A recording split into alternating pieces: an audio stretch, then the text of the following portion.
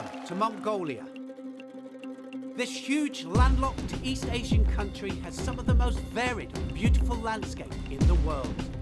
It's home to just 3 million people, half of which live in its capital city, Ulaanbaatar.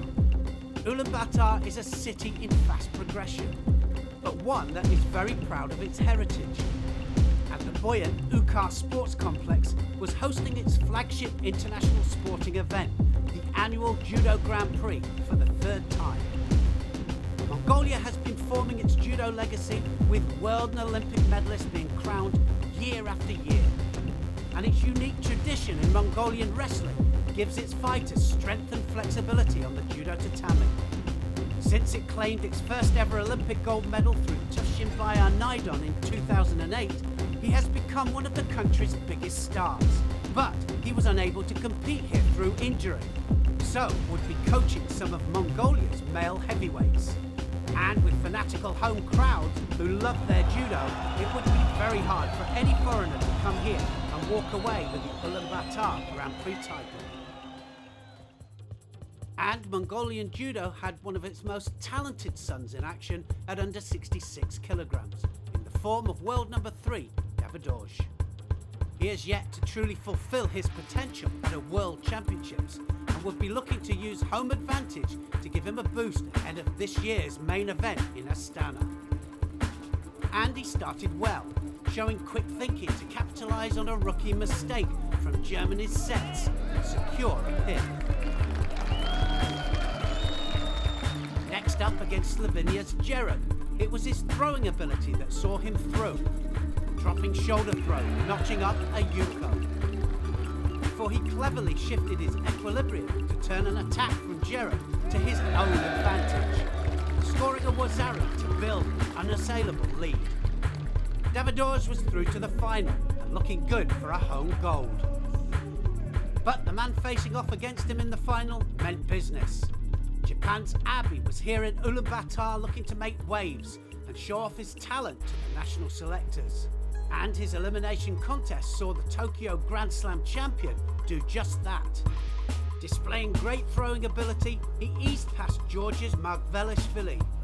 Once again, the depth of Japan's incredible lightweight meant clear to see, as Abe was adding his name to an extensive list of Japanese contenders in the weight. Against Doge's compatriot Batsetseg, he opened with an enormous Sorisura Komigoshi. He then showed off his versatility by ruthlessly pursuing the Mongolian on the ground and clamping on a hold from which there was no escape. A clear message to Doge that Abe was not an opponent to be trifled with. He would have to bring his A game if he wanted to beat the Japanese youngster. But with the collective will of the Mongolian judo faithful behind him, he would have plenty of support inside the arena. Abe versus Doge. Who would come out on top? With Doge just ahead with that Shido against Abe, halfway through the contest. Fighting hard for the grips, and now somebody's going to go here. Something's going to happen. They're tied up. Who's it going to be? Oh, Doge goes over. Yuko given. Abe just counters him backwards. Have a look at the commitment there from Doge, but Doge gets taken back, and they've changed it to a Wazari. So have a look at the drive there. It doesn't quite land onto his back, so it's not Ippon, and Doge gets away with it, and he can fight back from there. He's a Wazari down now, though. So now Abe still trying to do the Ashiwaza all the time, using his feet. Tayatoshi now this time, and still Doge comes ahead, still coming forwards. He's got the grip he wants as well. Oh! Abe made a massive mistake. Ippon. Brilliant stuff there from Doge, and that was a big mistake from Abe. He knew it. As soon as he committed, he tried the Ashiwaza, and as soon as he did it, it was Diashibarai from Doge, and he just took him onto his back. It was brilliant stuff, opportune judo, and that is what it's all about. Our sport is all about ippon, all about catching it at the right time, and he just caught the foot and he drives it back onto his back. He put his shoulders literally on the floor. That will put him at number 3 in the world going into the World Championships, and he has to be a great possibility for a world medal. If not, could he win the world title? From the start of the contest, he attacked many times with foot sweeps on the right side, so I intentionally put my foot forwards in order to lure him in. When he attacked, I quickly moved my foot and swept his. I do this technique a lot. The crowd cheering got me really excited. The home advantage helped push me forwards when I was down by Wazari. I want to say a big thank you to the crowd.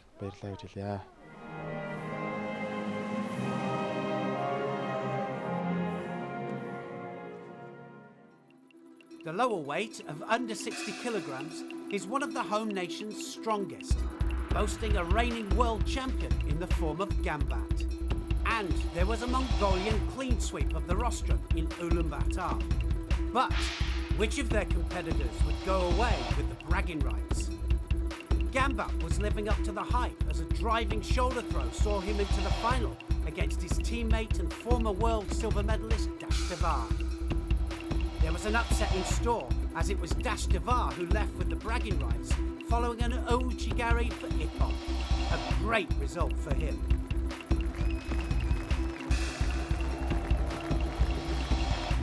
The first of 2 Mongolian bronzes was taken by Gambold, courtesy of a yuko from Ouchigari.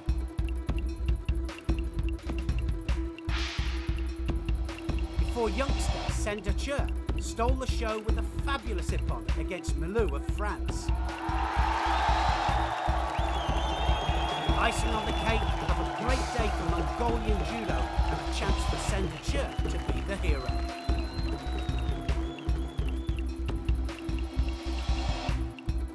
Is he one for the future at under 60 kilograms?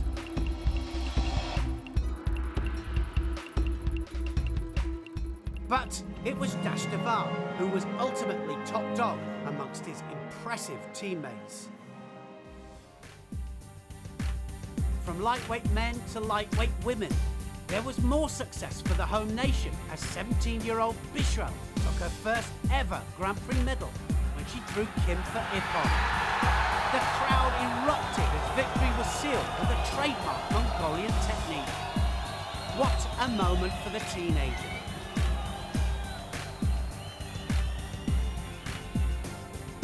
The under 48 kilos gold medal went to Frances Peye as she overcame Korea's Kang in the final. Quickly capitalising on a weak attack from the Korean, Peye secured Osai Komi and held her opponent in place for 20 seconds to take gold.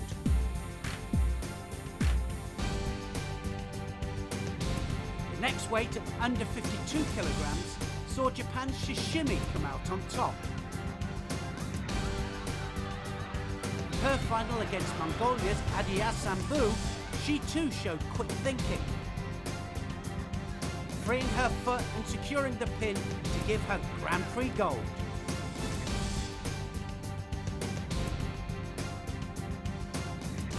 At under 57 kilograms, it was the Mongolian flag flying highest, as world number 3 Doge took gold. In her semi-final, she countered Olympic champion Matsumoto in golden score to set up a rematch at the World Masters final against Rossibou of France. Doge dominated and took a close victory on penalties. A victory that moved her up to world number 1.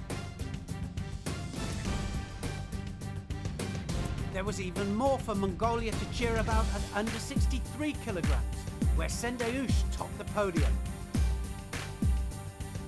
She was on devastating form all day. Having started with a spectacular Diashibarai against Bellard, she then showed more brilliant Ashiwaza against Bernholm of Sweden and Han of Korea to set up a final against Japan's Mine. was a close contest settled by a Wazari. Sendeush hooking in for Uchimata before changing direction and driving Mene backwards for the winning score. The win moved the Mongolian inside the world's top 20.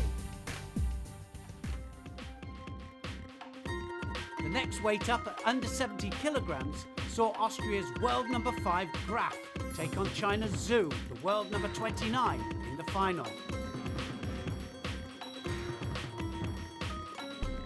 Graf's dominance was clear from the outset, and a weak attack from Zhu was easily countered by the Austrian for Wazari. When Zhu attacked again, Graf avoided the score and secured the hold to take the gold. The relief on her face was obvious as she took her first win on the IJF World Tour in 2015.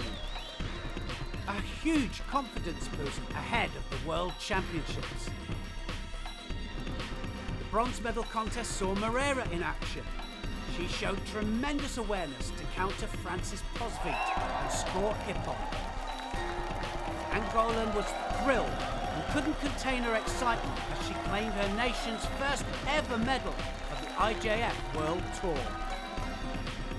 A wonderful moment for African judo.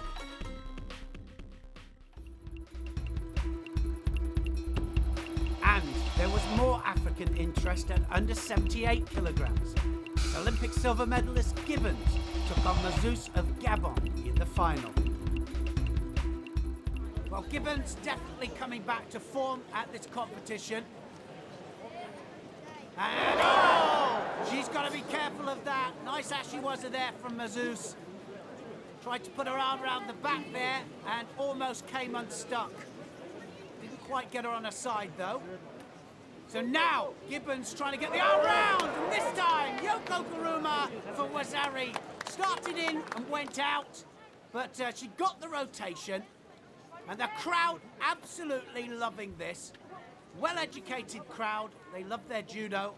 Arm round the back again. What's going to happen? She's at the edge. And that's an ippon. And it's all over. Debbie Gibbons of Great Britain gets the ippon. And it was Yoko Kuruma again. That was the first tournament win since 2013. What a time to come back on form. World Championships just round the corner. Look how she just plants that leg, gets the rotation, and uses her hands there to just literally place her onto her back. Great stuff from Gibbons. She is the gold medalist.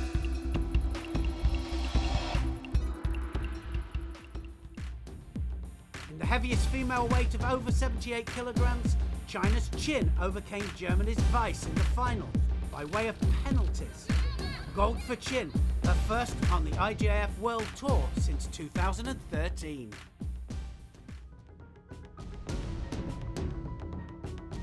In the men's heavyweight category of over 100 kilograms, the final was between Heinle of Germany and Japan's Nishigata. The final was settled when a weak attempt at Tomonagi from Heinle was easily sidestepped by Nishigata, who proceeded to secure the hold down. There was no escape for Heinle, and Nishigata took his first gold medal on the IJF World Tour.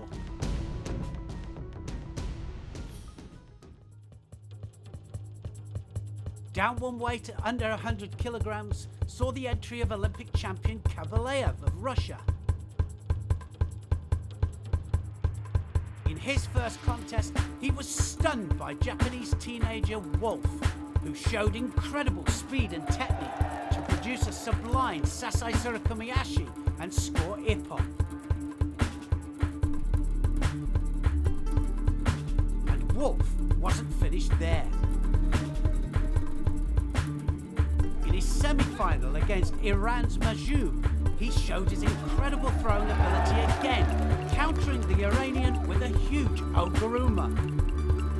Incredible stuff from Wolf, who was making it look easy. With world and Olympic champion Suzuki by his side, Wolf prepared to take on Sweden's Pasek in the final. And very much like his teammate Nishigata, found himself sidestepping a weak sacrifice throw and pinning his opponent for ippon. A gold medal for Wolf. Have Japan found a new star at under 100 kilograms?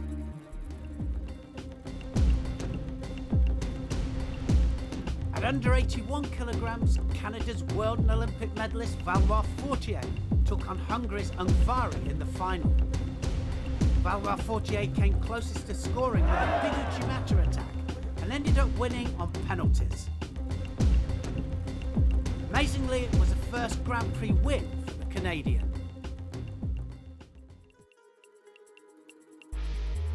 One weight down at under 73 kilograms saw the entry of Olympic bronze medalist Sanjargul. The powerful Mongolian had battled through to the final with some trademark explosive judo. There he would face off against China's Sai, who had shown incredible throwing ability on his way to the final. First throwing Ulaanbaatar in the quarterfinal with a big ukigoshi, before countering Sanchiren in the semi-final to reach his first major final. So, could the home favourite finish the job, or could Sai spoil the Mongolian party?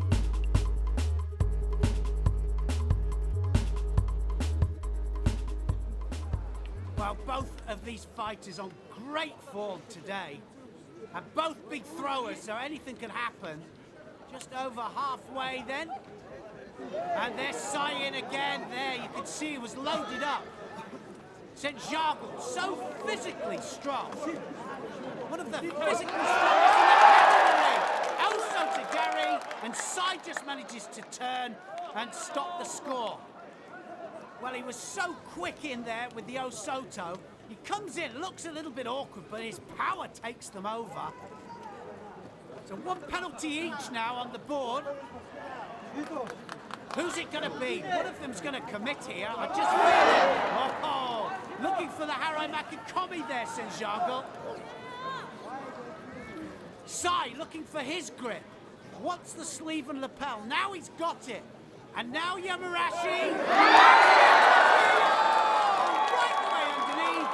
And, wow, look how he went over there. He stiffened to the technique. And that was absolutely brilliant. And a little bit of a smile there from Sanjargul. He knew it had gone. And as soon as he went to the opposite sleeve, and his hips went across, and he just drove it. He got really nice position there. Body position was perfect. And the hips went across. He had hold of the sleeve. And he just drove him over. And he used the leg as well to get more momentum. And the big smile on Sanjargul's face says it all. I made a mistake, but Sai, he was absolutely brilliant. So, finally to the under 90 kilogram category, where the host nation would be hoping for one last gold medal on the third and last day of the competition, as Mongolia's Ulaanbaatar would be taking on China's Cheng. Cheng had produced a couple of great pieces of judo in his elimination, the highlight being her huge Osotogari against Crosslaus of Switzerland. In his semi-final, Cheng destroyed Germany's Hildebrand, throwing him not once, but twice. And then holding him down for ippon. It guaranteed him his place in the final. On the other side of the draw, Ulaanbaatar looked set on impressing his public. An absolutely stunning drop Sianagi in his first contest set the tone for the day.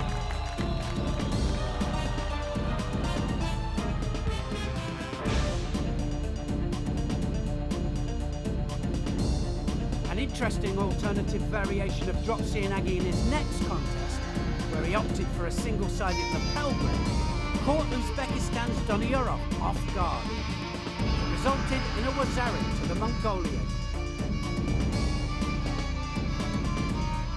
Donyorov pushing forwards, Ulaanbaatar picked him off again with Sianagi, this time with a more classical sleeve and lapel grip. In his semi-final, he used drop Sianagi as a counter-attack against Sweden's Varby.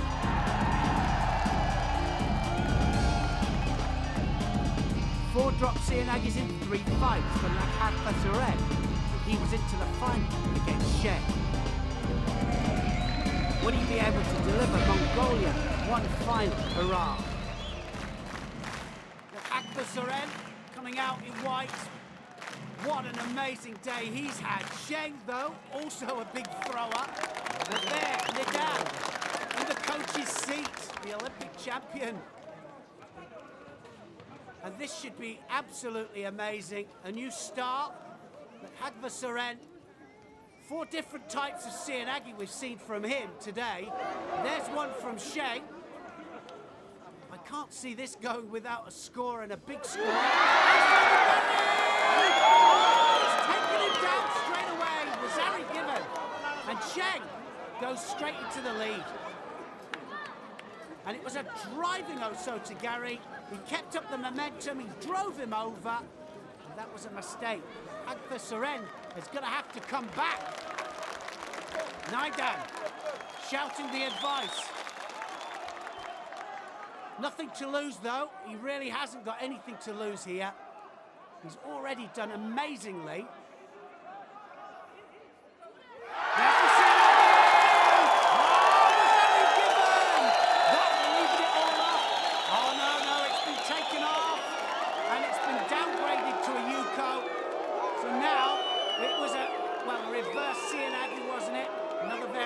Of it went clearly onto his side. It wasn't a Wazari, so it would have made it all even, but he's still behind, and he's going to have to come from behind if he wants to win this gold medal. Can he do it? The crowd are behind him. Naidan's behind him. Has he got it? He's got to dig deep. Ulaanbaatar looking for the Ippon. That's what he needs, and he just rides that Sianagi there. And Sheng, credit to him. I mean, he's got 3 Shidos on that board. 1 more and it's on Sokomaki. He knows that he's got to attack. The crowd is baying for the 4th penalty. Oh,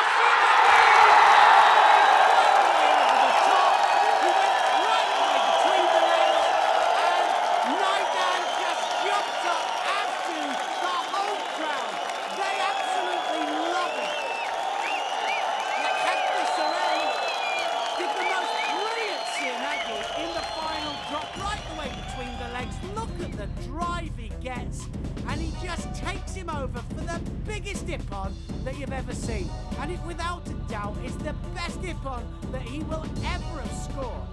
In front of his home crowd, he's got the Olympic or former Olympic champion as his coach, and he's done it in style. What a brilliant end to this tournament. Right the way between the legs. What an Ippon. Thank you. I'm so excited to have competed in front of my home crowd and to have won the gold medal. At the start of the final, I was losing by a Wazari, so I pushed myself as hard as possible to pull myself back into the fight. I'm so happy that I won by Ippon, and with Sianagi. I want to win the next Grand Slam I compete in, and the next Grand Prix, and of course, the World Championships. So a gold medal for Ulaanbaatar, a gold medal for Mongolia, and what a crowd this crowd have been. They've been amazing. Such a knowledgeable crowd. They love their judo. They are so proud of their heritage, and this has been the most amazing event. So that's it for a great Grand Prix from Mongolia. Doge swept past Abbey. Gibbons got back to winning ways before Sai stunned Santiago, leaving it to Ulaanbaatar to steal the show. Next up is Russia, Judo Grand Slam. But for now, it's goodbye from beautiful Mongolia.